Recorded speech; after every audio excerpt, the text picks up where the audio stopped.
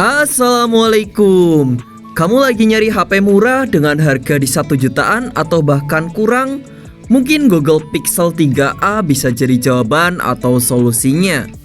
Saya pribadi sudah ngandelin HP ini selama semingguan ini, dan saya jadikan sebagai HP utama buat ngonten di channel ini. Dan overall saya cukup puas di bagian kameranya.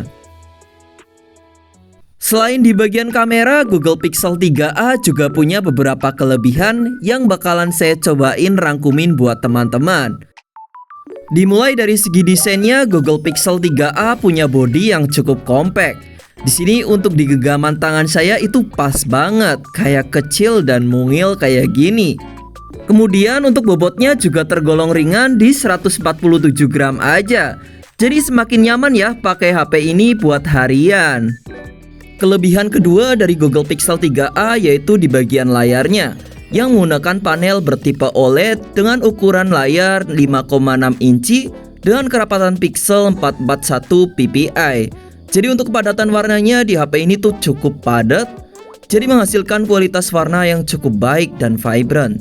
Untuk kontrasnya juga cukup pas. Di sini untuk menonton film maupun anime tentu aja bakalan asik banget pakai HP ini. Palingan untuk refresh rate-nya aja yang di sini masih 60 Hz.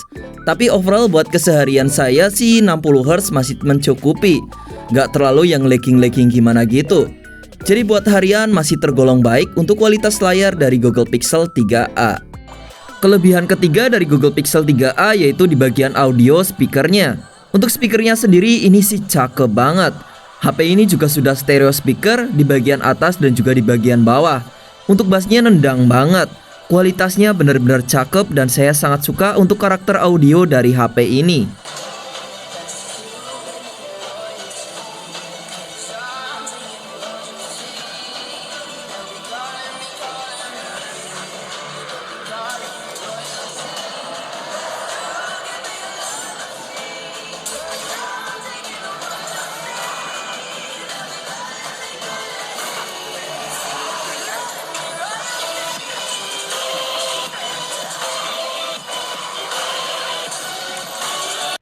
Sebelum lanjut bahas kelebihan dari Google Pixel 3a, di sini disclaimer aja, saya pakai Google Pixel 3a bersama dengan Poco X3 Pro sebagai HP pendampingnya. Soalnya buat Google Pixel 3a ini chipsetnya masih cukup lemot ya, Snapdragon 670. Kalau buat edit video sih kerasa banget laggingnya. Jadi saya pakai Poco X3 Pro yang punya chipset ngebut di Snapdragon 860. Jadi saya editing pakai Poco X3 Pro, tapi untuk kameranya sendiri saya pakai Google Pixel 3a. Jadi saling melengkapi ya antar kedua HP ini.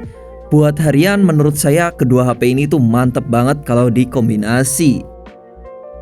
Lanjut ke bagian utama dari review Google Pixel 3a, yaitu ke bagian kameranya. Untuk spesifikasinya seperti itu ya. Memang untuk resolusinya cuma di 12 megapiksel dan kamera selfie 8 megapiksel. Tapi untuk hasil-hasil fotonya seperti ini. Jepretan warna yang ke arah natural dan juga detail yang cukup baik. Gak cuman itu, untuk warnanya juga cukup gonjreng, jadi akhirnya lebih menarik ketimbang HP-HP keluaran zaman sekarang seperti Samsung A55 dan juga Poco F6. Untuk hasil fotonya yang bagus ini, akhirnya buat foto produk dan juga foto thumbnail YouTube, HP ini tuh gampang banget. Gak perlu editan yang banyak, cukup tempelin tulisan, hasilnya udah bagus. Jadi kalau buat yang males editing, pakai kamera Google Pixel 3a ini sih instan banget ya. Tinggal jepret langsung posting aja. Gak cuman itu, untuk hasil foto potretnya di HP ini juga cakep. Di mode bokehnya ini sih bener-bener rapi ya untuk hasilnya. Kalau buat kamera selfie-nya di sini kualitasnya pas-pasan aja sih ya, nggak terlalu yang cakep banget, tapi masih lumayan lah buat diandelin. Kemudian untuk perekaman videonya juga bisa merekam up to 4K 30 fps yang punya kualitas cukup cakep juga.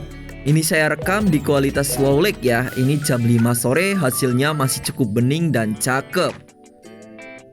Fitur stabilisasi di HP ini juga berjalan cukup optimal ya. Ini saya merekam ketika saya berkendara, hasilnya pun masih stabil.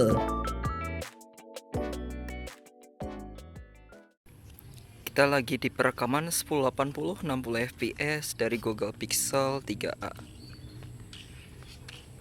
Hello. Di sini skin tone warnanya masih kelihatan jelas, padahal ini udah sore banget ya. Dan cuacanya cukup mendung. Tapi HP ini masih bisa menangkap objek dengan stabil. Sudah. Ini adalah perekaman dari video kamera depan Google Pixel 3a. Untuk kualitasnya agak sedikit jomplang ya dibandingkan dengan kamera belakangnya yang sudah punya kualitas cukup cakep. Kalau di kamera depannya seperti ini, untuk hasil videonya agak sedikit pucat ya dibandingkan kamera belakangnya. Kalau menurut teman-teman bagaimana untuk kualitas kamera dari Google Pixel di kamera depannya? Kita coba tembakin ke langit. Terang. Dah gelap, sudah sore. Bagaimana menurut teman-teman untuk kualitas kamera dari Google Pixel 3a ini? Bagus nggak? Menurut saya sih bagus ya. Buat kamera utamanya memang benar-benar masih sangat bisa diandalin buat di tahun 2025 ini. Oh iya, alasan kenapa Google Pixel 3a ini harganya bisa murah cuman di 1 jutaan, karena untuk IMEI dari HP ini tuh adalah IMEI Refresh. Jadi ya, IMEI HP lain yang ditempelin ke HP ini. Sebenarnya sih kalau saya lihat-lihat di postingan, HP ini itu bisa harganya lebih murah ketika kondisinya Wi-Fi only di kisaran 800 ribuan. Tapi saya pilih yang IMEI Refresh aja lah buat sinyalnya keluar gitu. Dan juga tergolong al operator yang permanen, soalnya jarang banget HP yang sudah di-refresh untuk IMEI-nya kena blokir. Cuman ada tanda kutip ya buat HP-HP yang sudah di-refresh. Beberapa aplikasi bakalan nggak support ya buat HP ini. Contohnya kayak Mandiri Mobile, di sini HP saya nggak support. Tapi seperti M-Banking yang lainnya kayak Dana, ShopeePay, SeaBank, di HP ini bisa berjalan cukup baik. Jadi mungkin itu beberapa kelebihan dari Google Pixel 3a di awal tahun 2025 ini, yang mungkin bakalan bisa dibeli buat kamu yang sedang nyari HP dengan harga murah tapi spek kamera cukup bagus. Sekian dulu untuk video kali ini. Jangan lupa like, komen, dan subscribe sebagai tanda dukungan ke channel ini. Assalamualaikum, bye-bye.